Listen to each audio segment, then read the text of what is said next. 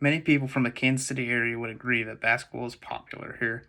I believe Kansas City would make a good destination for an NBA franchise. I'm credible to report on the views of our fans because I've lived here and rooted for Kansas City teams my entire life.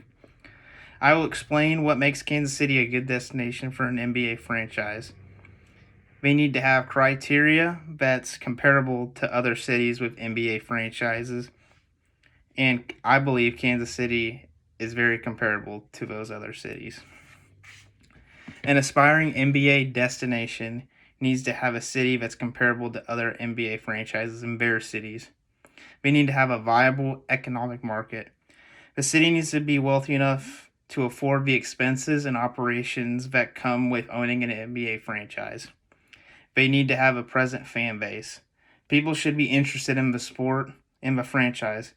An absence of fans can affect how a team personnel is paid, the confidence of the players, and the business it pursues. Population also matters when owning an NBA franchise. Location matters. Different parts of the United States are interested in different forms of entertainment. Many Midwestern states, such as Kansas and Indiana, are very tied towards basketball, while many southern states like Florida, Georgia, and Louisiana gravitate towards football.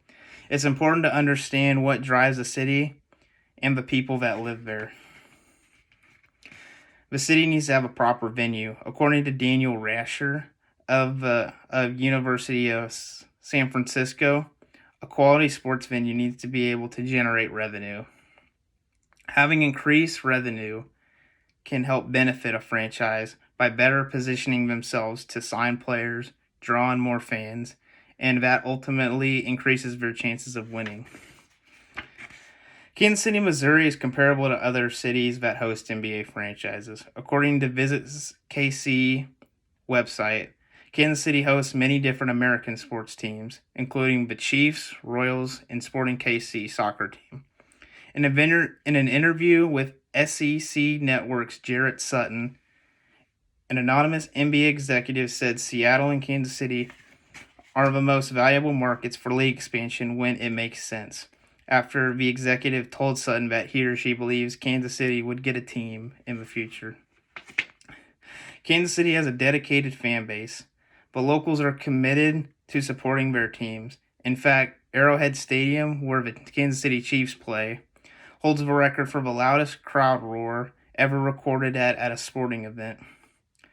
Kansas City isn't a glamour city, so the people here take pride in their local sports teams. The natives are invested in basketball.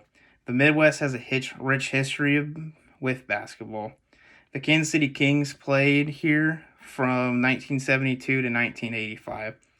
The University of Kansas has one of the top men's basketball programs in the nation.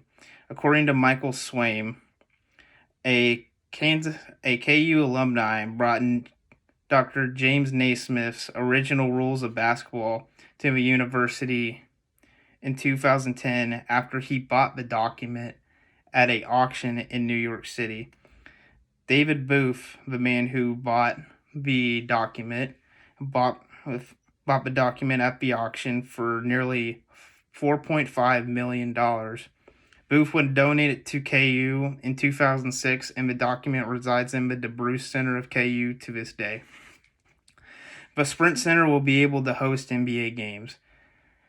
The Sprint Center in downtown Kansas City has hosted preseason games there before, some in which I have attended.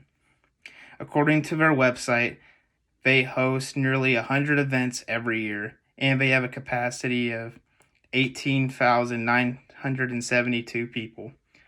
I have addressed what makes Kansas City a good destination for an NBA franchise.